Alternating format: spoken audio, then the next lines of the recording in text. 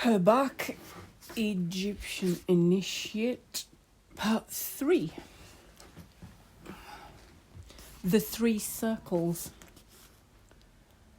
Her Bak thought he knew the chief features of the great city that surrounded the temples, but a few days in his new environment showed him he was wrong. He found that whereas he had used certain roads, always the same, frequented the same temple courts, the same gardens, visited a craftsman's quarter, some granaries and outhouses, the city, fortified by sentry walks and bastions on the circumference, comprised certain quarters sequestered between the walls of the sanctuaries, their gardens enclosed, their paths bordered with workshops for secret processes. This labyrinth hid from profane visitors the life of a closed world. One such sheltered the retreat of some who were never seen in the peristyle, among whom Her Bak recognised the three masters and Nefer Sekeru. A group of low houses made a home for students and disciples. A thin-sown palm grove shaded some private dwellings, temporary residence of distinguished visitors. Roads linked them all with the principal services of the temple without touching the common ways. This was the cause of turnings and windings that had puzzled the novice, for in the course of his walks, Her Bak had touched without knowing this inner world whose activity in no way resembled the toing and froing of the outer world that was so close to it. No one in it took any notice of others apart from the common life and work. Each went his way, within his own boundaries, without envying his neighbour. From highest to lowest, teaching and experience were for each his own only preoccupation. Working so hard, one acquired a habit of forgetting egoistic interests on pain of being expelled as a hindrance. The common welfare safeguarded peace, and in face of these invisible defences, storms from the outer world, intrigues, jealousies, died away like waves on the river. This astonished Her Bak. So did much else. After his first surprise at finding an old friend, Akka, next to him in his lodging, he plagued him with questions, but today Akka didn't respond with his usual patience. "It amazes me," he said. "You, so greedy for knowledge. You should know that peace is an indispensable condition of getting it." "Of course I know it," said Her Bak, "but I didn't expect to find it among men who must have their faults, angers, ambitions like others." Akka exploded with laughter. "As to faults, don't doubt it. Isn't the best of us a marsh in course of evolution? But it's no obstacle if one doesn't annoy one's neighbours. As for ambition, you'll soon be reassured or disappointed if it is in your heart. You'll see that it does to intuition what the weevil does to a granary. Besides, anyone who works out of ambition is soon recognised and the door shut in his face. Isn't ambition a powerful and often legitimate motive? Powerful with a man who seeks to dominate others. For one whose interest is not in effects but in causes, ambition loses its reason for existing. He will occupy himself with the play of natural forces, destiny, the laws that govern things, rather than with acquiring power. But it can happen that the desire to make a show predominates. If it does, the man is driven from the inner circle. Out of the temple? Akka hesitated. Seeing it, Her Bak apologised. "Don't say anything if your heart isn't free to speak, but questions are swarming in my own. Must I suppress them? I notice that venerable men treat you as a familiar. My old professor, Pasab, now Upuat, speaks to me with deference, and I am more ignorant than he. Akka took Her Bak's hands and regarded him with pleasure. We are fortunate, you and I. We shall always find friendly ears for our questions and mouths to answer them. How many can say as much? Get up and come along, for you are bidden by a great man, and we mustn't keep him waiting. Put on your robe of fine linen and follow me. Much excited, Her Bak hurried to obey and followed his friend in silence. They soon left the city walls for a countryside empurpled by the setting sun. At the roadside, pavilions stood among sycamores and date palms, before one of which Akka stopped, that his friend might look at a charming little house, rectangular, miniature, perfect.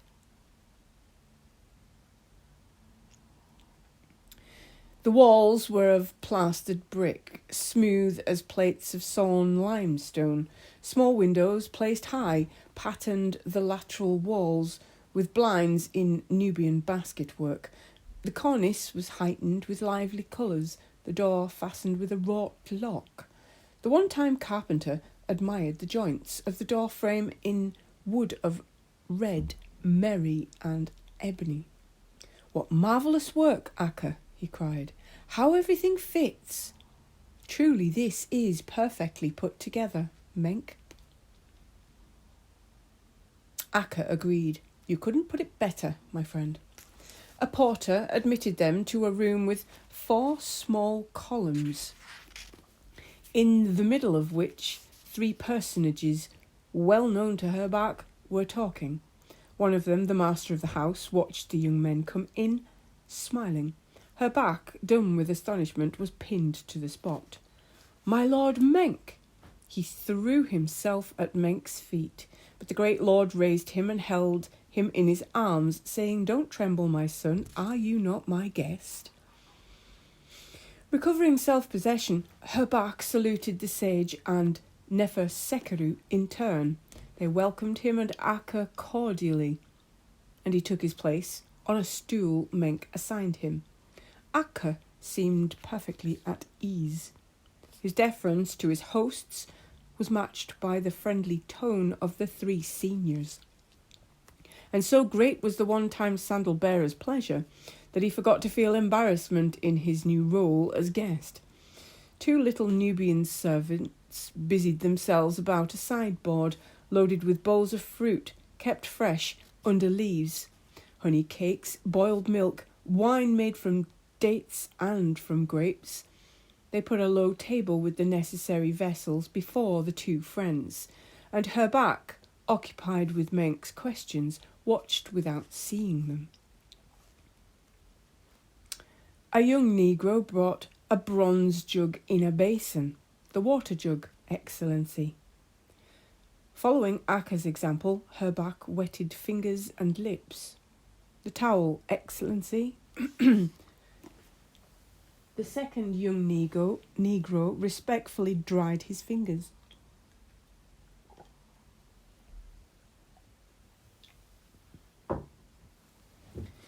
Somewhat troubled, yet quickly adapting himself to the surroundings, he let them wait on him, and answered Menk eagerly, recovering all Chickpea's verve with his old master. The sage and Nefer Sekeru were well aware of the reactions of Her Bak, schoolboy, neophyte, disciple. Menk waited for the enthusiasm of reunion to cool down, and they watched the novice, noting the salient traits of his disposition. The novice talked, while his plate was filled with cakes and sweetmeats, which he ate abstractedly. The young negroes took pleasure in this game. Their sly glances put him on guard. He pushed his stool away. "What am I doing? I'm not a performing crocodile." The sage smiled. "One learns from everything. For the disciple, every gesture is a theme to be mastered." Her Bak accepted the lesson, apologised for his loquacity. Menk stopped him. "Today you are a friend among friends. Let your heart speak." "In that case," Her Bak replied, "you will know that my eyes are not yet used to my surroundings. Could you throw some light?" "I have asked a question of Akka, and no doubt I have been indiscreet." He couldn't answer. The sage interrogated Akka, who repeated Her Bak's questions, leaving out nothing. They listened, but no one opened his mouth to satisfy the novice's curiosity. The young negroes brought lamps, offered wine made from dates. They were chased away like sparrows, and evening calm filled the air. A circle was formed. Then said the sage to Nefer Sekeru, "You are the expert on social relations. Will you give my disciple some light on the subject? If he doesn't forfeit the privilege, he will live in intimacy with us. It is good that he should know how things are planned and ordained." Nefer Sekeru said to Her Bak, "You have known communal and social life in various aspects. You have lived among peasants. You have watched managers, scribes, officials. You have had opportunity to assess the worth of good or bad craftsmen. What impression have you concerning those so employed?" Her Bak reflected and didn't dare speak his mind. "Your presence among us," said Menk, "demands absolute frankness. Tell us all of your thought, Her Bak." The novice saw he must reply. "I give my love and admiration to my masters here present, to my teacher Pasab, to Nadja, to the master potter, the harpist Mesja, and several exceptional craftsmen. Apart from these, I have known peasants, workmen, officials, scribes, even priests, greedy for gain and the favour of the great rather than in love with their work and the truth.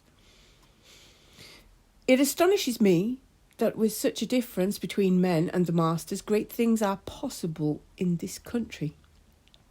Menk looked at the sage, who said, "The problem is clearly put. In effect," Menk said, "though there is no possibility whatever of systematically infusing the masses with wisdom, we must look at the facts.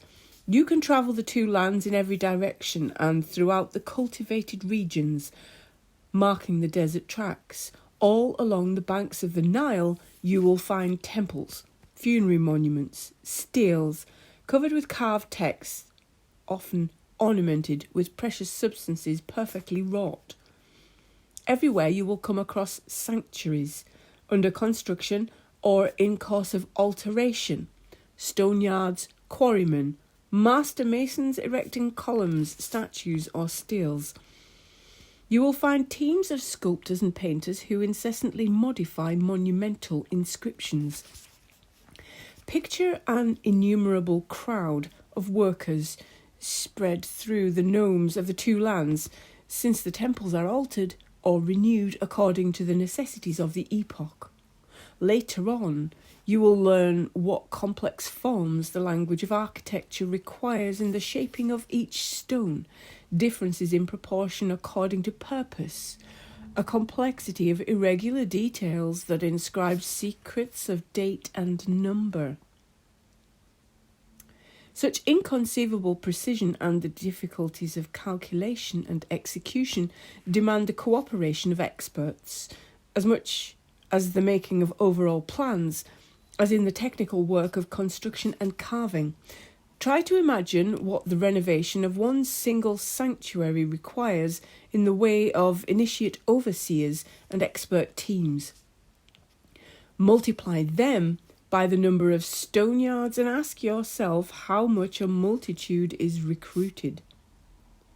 After what I've seen, I can't understand it, murmured Her Bak. Where do they come from? Learn to reason from evidence, said Menk. Draw a parallel between the small craftsmen who supply the necessities of the people and the technicians employed in more lasting work. not to mention the masters who watch over the perpetuity of tradition. Could you put them in the same category? The smelters of rare alloys used in tools for shaping the hardest materials, are they to be compared with the markers of common implements? Are the owners of estates whose sole care is their personal advantage to be put on the same footing as those who have traditional knowledge, such as can make the vines of Khonsu flourish extraordinarily as well as the magnificent cattle of Ammon? Among our sages you will find men who claim to possess these gifts, and at the same time to have created such a chef d'oeuvre as a colossal statue or the building of a temple.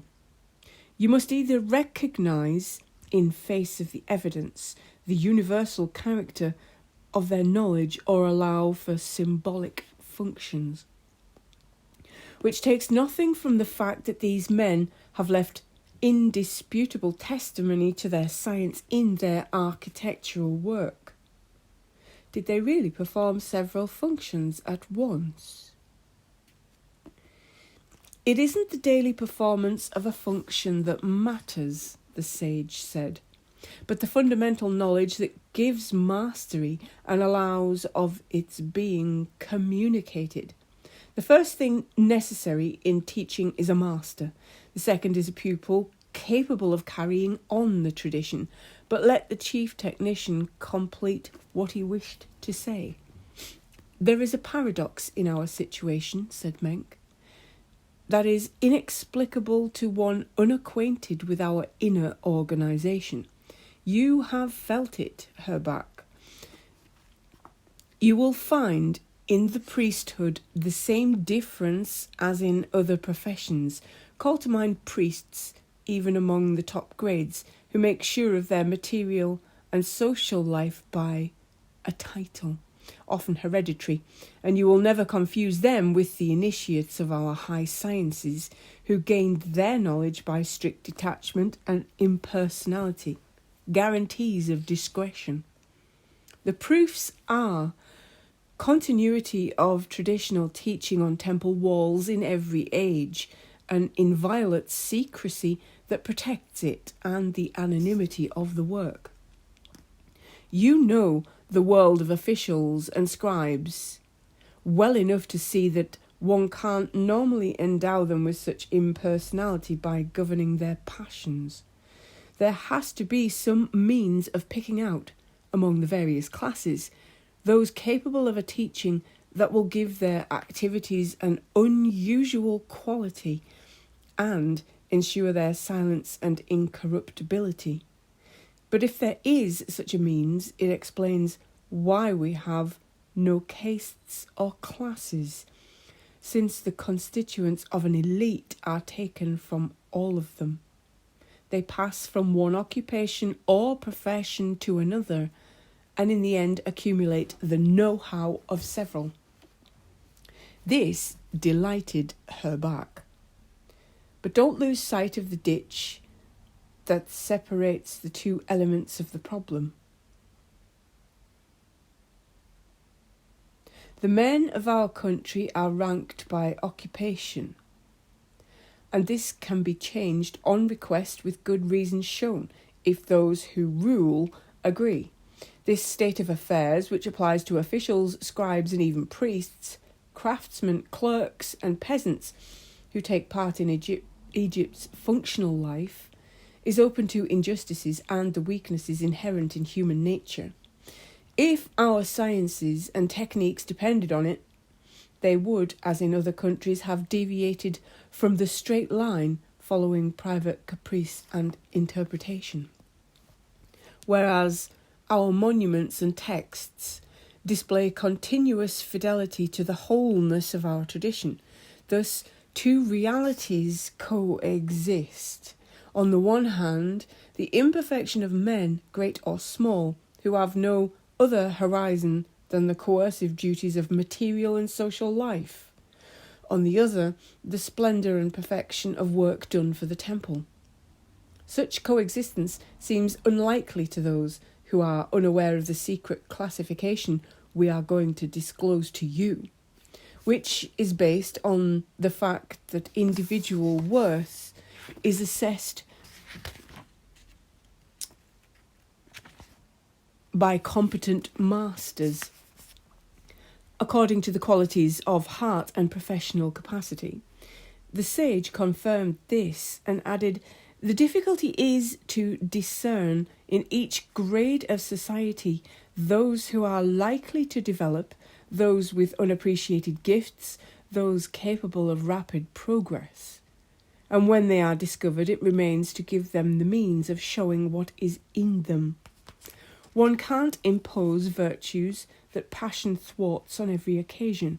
It is necessary that the pleasure the awakening of their gifts excites shall bring them the consciousness of real nobility, the nobility of altruism, work done for an impersonal motive, incorruptibility.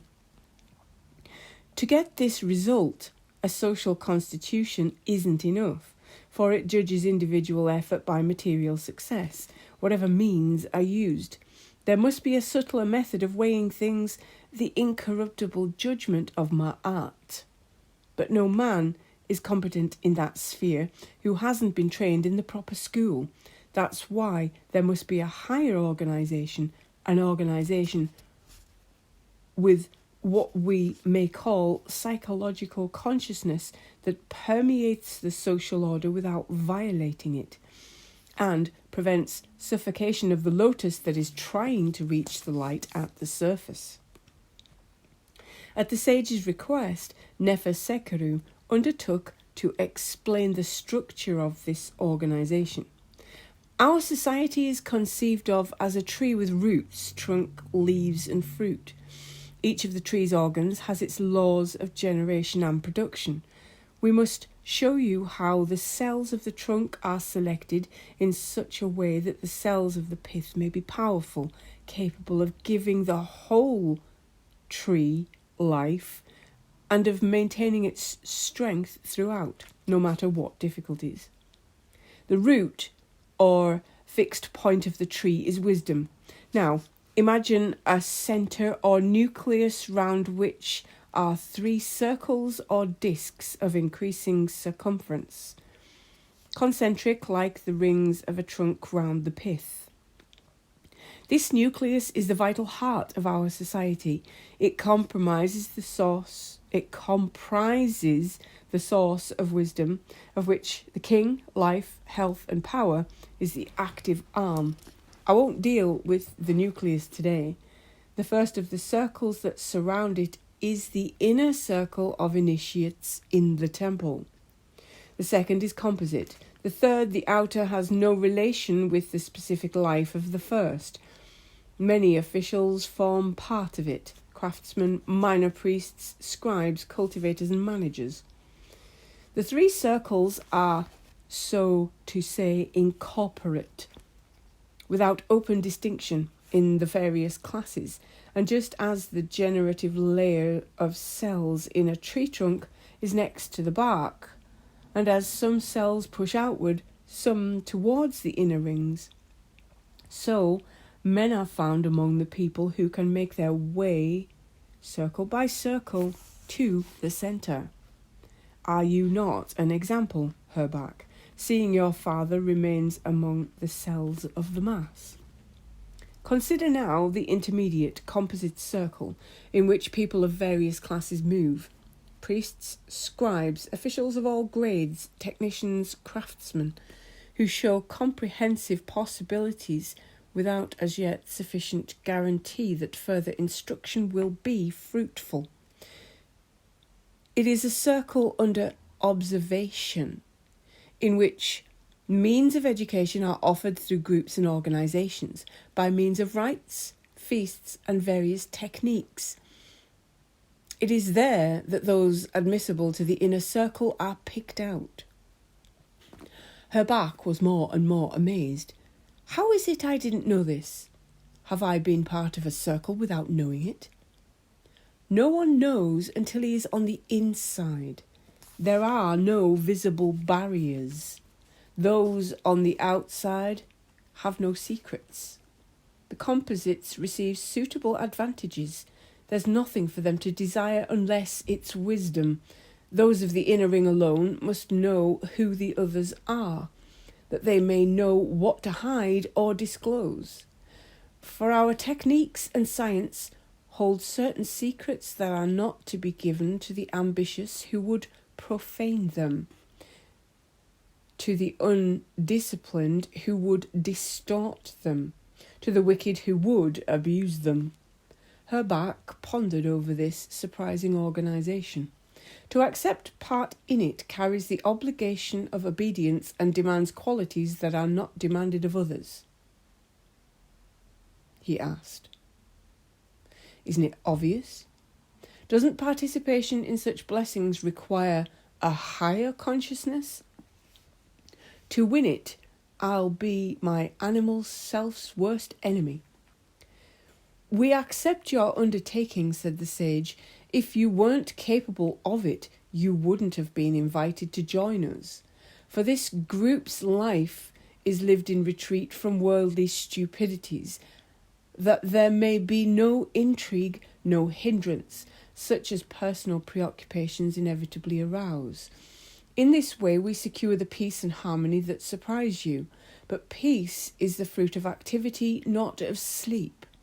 Our friends are alive, but as their aim is ours, the quest comes before self-interest, and our struggles are in ourselves, never against the neighbour. I would like to make an essential point, said Nefer Sekeru.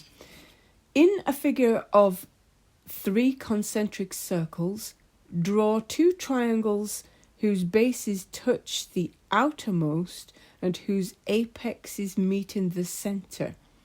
Place the temple in one, Pharaoh's court in the other, and you will get the idea, schematic but exact, of how thoroughly those 2 powers permeate the circles. In the inner, the composite, and the outer, you will find members of the court, the priesthood, and the schools, for there is no question of honorific distinctions, but of qualities and tried states of consciousness. A dignitary may be an outsider, while his colleague is picked for the inner teaching. That is why one sees some among them who perform more than one function, apparently irreconcilable, of which one may be practical and another symbolic and comprehensible only to those who know. Am I then, Her Bak asked, to mistrust titles that give their possessors rights to steels and monuments? All such, if they have been authorised to perpetuate their memory in this way, must have adapted themselves to the symbol of the name that was imposed on them. Their function may be practical because it fits their nature, but if it is good that they should add one that is purely symbolic, they don't hesitate, since it is a teaching they inscribe on the monument, not their personal life. I shall never again be astonished, said Her Bak, over work done with much self-sacrifice. Here are men who accepted the annihilation of their personality to be representatives of a symbol. The masters were touched. They were of one mind. Her Bak prostrated himself, saying, You have done me the honour to summon me. I wish to serve as you serve, were I the least of your servants. Rising, Menk filled a cup with wine and offered it to the sage, who, when he had raised it to his lips, handed it to his disciple. We haven't yet drunk wine together, he said. Drink, Her Bak, and may silence be in your mouth from henceforth.